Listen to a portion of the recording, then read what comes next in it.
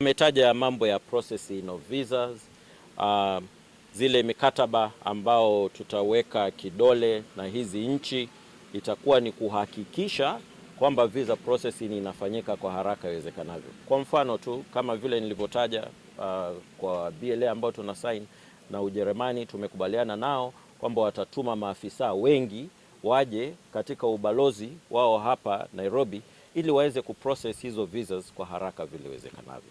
So the BLAs that we are signing, is a guarantee that some of the challenges they have been facing, the inconveniencing that they have been facing, will be addressed as comprehensively as possible. We are here also to appraise you concerning a cohort of 15 nurses, graduate nurses who have also been recruited to go and work in Austria.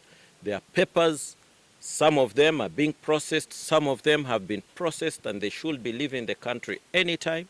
They have been facilitated to that effect, and we are happy.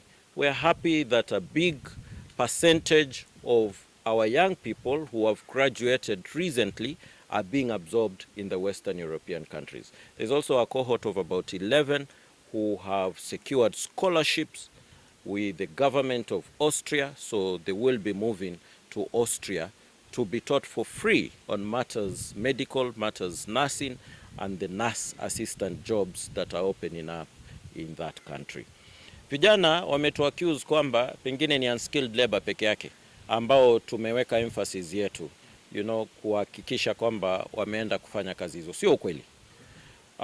Nilitaja nikiwa huko ndani kwamba kuna mkataba tutaweka kidole karibuni, a bilateral labor agreement with Germany.